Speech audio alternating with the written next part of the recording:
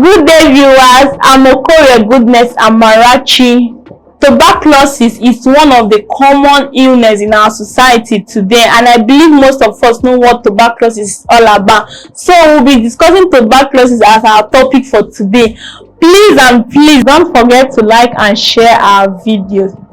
What is tuberculosis? Tuberculosis is caused by a bacterium called Mycobacterium. The bacteria usually attacks the lungs, but tuberculosis bacteria can attack any parts of the body such as the kidney, the spine and brain. Not everyone infected with tuberculosis bacteria becomes sick. Sometimes those infected with tuberculosis bacteria might not fall sick, but they have it inside of them.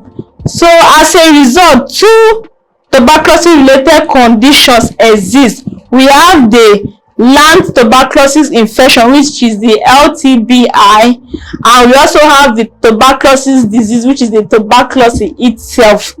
If not treated properly, TB, which is the tuberculosis disease, can be fatal. So it is advisable you treat tuberculosis on time so that it will not cause or generate another thing in your body. Tuberculosis bacteria spread through the air from one person to another. When a person with tuberculosis disease of the lungs or throat coughs, sneezes, speaks or signs, tuberculosis bacteria can get into the air. So people nearby may breathe in this bacteria and become infected. You see, sometimes when you cough as an infected person or as a tuberculosis patient, sometimes when you cough or sneeze, those sitting around you can easily contact this tuberculosis, because each time you sneeze or you cough or you sing or you speak, tuberculosis bacteria, the bacteria get into the air. Then those sitting around you can breathe in this bacteria and become infected. So it is advisable as an infected person or as a tuberculosis patient, anytime you want to speak or you want to talk or you want to sneeze or you want to cough, it is advisable you cover your mouth so that those around you cannot be easily infected. Respiration is the breathing in and breathing out.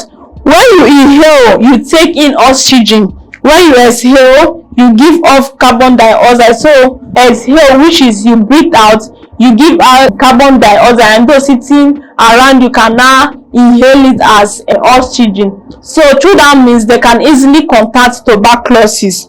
So tuberculosis is not spread by shaking someone's hand. So you shouldn't be scared that somebody that has tuberculosis, when you shake the person, you can easily get infected. No, tuberculosis is not spread by you sharing food or drink with the person. No, so please don't be stingy with your food. You cannot contact tuberculosis by sharing food or drink. Tuberculosis is not spread also by touching bed linens or toilet seats. So sometimes some people are always afraid to use the toilet. Maybe after a patient who has tuberculosis has used the toilet, he or she will be scared of going to use that same toilet. So tuberculosis is not spread by sharing toothbrush. Tuberculosis is not spread by kissing. You see, tuberculosis as a married couple, so don't be scared to kiss your partner maybe when you discover he or she has tuberculosis, because tuberculosis is not spread by kissing your partner. Whenever a person breathes in TB, which is tuberculosis bacteria, the bacteria can settle in the lungs and begin to grow.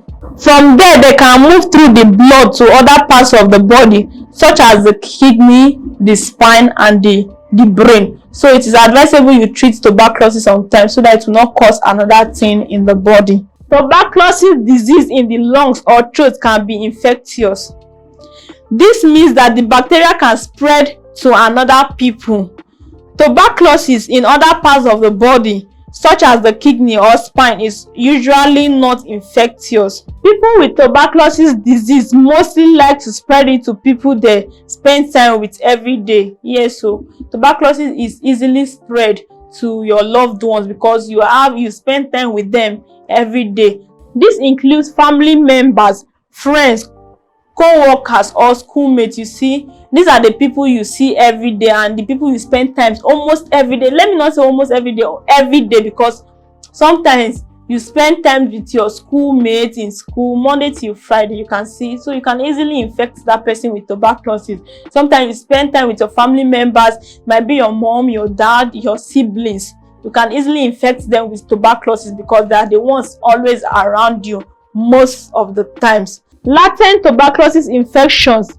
Latent describe a condition that is not present but not active or causing symptoms. You see, latent tuberculosis is just like a condition. Tuberculosis bacteria can live in the body without making you sick. This is called latent tuberculosis infection. Then in most people who breathe in tuberculosis bacteria and become infected, the body is able to fight the bacteria to stop them from growing. While sometimes tuberculosis bacteria remain inactive for a lifetime without causing disease. But in other people, especially people who have a weak immune system, the bacteria become active, multiply and cause tuberculosis. Tuberculosis bacteria become active if the immune system can't stop them from growing. When tuberculosis bacteria are active, multiplying in your body, this is called tuberculosis disease. People with tuberculosis disease, which is the TB, are sick. They may also be able to spread the bacteria to people they spend time with every day. I've explained this before. Like I said, the difference between the latent tuberculosis disease and the tuberculosis disease itself is that people with latent tuberculosis disease, sometimes they might not fall sick. Sometimes you won't even see the symptoms. But in tuberculosis disease itself, you can see all these symptoms, and sometimes the person will fall sick, like having uncontrollable cough. So, and they can easily spread it to people they spend time with every day. Most people with this latent tuberculosis infection never develop tuberculosis disease. Some people develop tuberculosis disease soon after becoming infected. Other people may get sick years later when their immune system becomes weak for another reason. So you get, some people immune system can other people may get sick years later. For people whose immune systems are weak, especially those with HIV infection, you see, I'll go jump on. Okay, other people may get sick years later when their immune systems becomes weak for another reason. For people whose immune systems are weak, especially those with HIV infection, the risk of developing tuberculosis disease is much higher than for people with normal immune system. A person with latent tuberculosis infections has no symptoms. I said it before. While a person with tuberculosis disease has symptoms that might include a bad cough that lasts 3 weeks or longer. It can also have symptoms like pain in the chest, coughing up blood or sputum, weakness or fatigue. Fatigue means tiredness.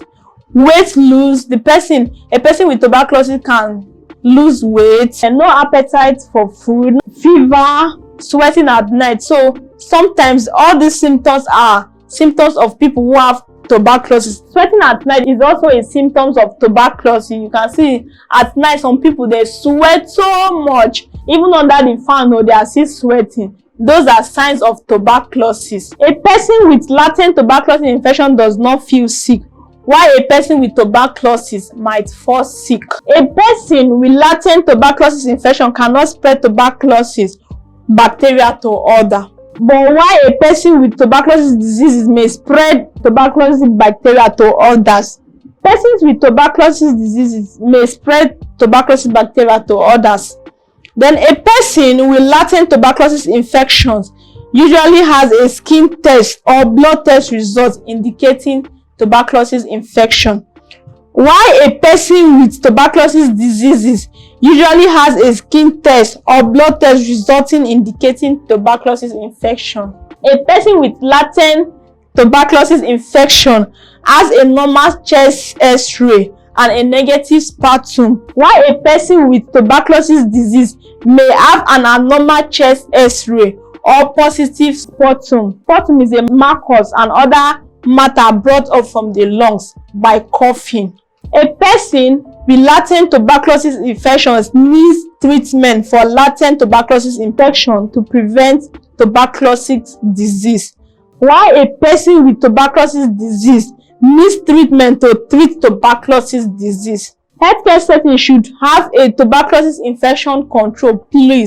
A tuberculosis infection control plan is part of a general infection control program designed to ensure the following. They should promote detections of infectious, which is tuberculosis patients. They should ensure the following: promote detections of infectious tuberculosis patients, herbal precautions, and treatment of people who have suspected or confirmed tuberculosis disease. In all healthcare settings, particularly those in which people are at high risk for exposure to tuberculosis, policies and procedures for tuberculosis control should be developed, reviewed periodically, and evaluated for effectiveness to determine the actions necessary to minimize the risk for transmission of tuberculosis. The tuberculosis infection control program should be based on a 3-level hierarchy of control measures that include 1. The administrative measures, the environmental controls, and the use of respiratory protective equipment. Administrative controls are the first and most important level of the hierarchy. These are management measures that are intended to reduce the risk or exposure to persons with infectious tuberculosis.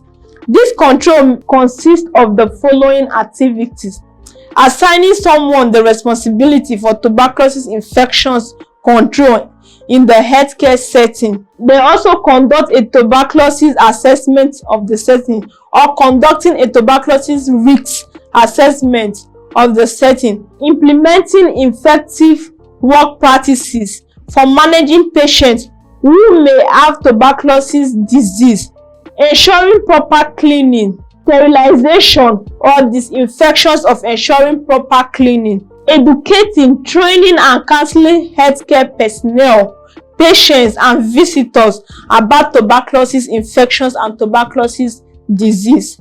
Take note of screening, testing and evaluating personnel who are at risk for exposure to tuberculosis, covering mouth when coughing, and respiratory hygiene. So it is advisable as a tuberculosis patient to always cover your mouth when coughing or sneezing. This brings us to the end of edition 1 of today's program. In the next edition, we will be discussing the prevention of tuberculosis in our society.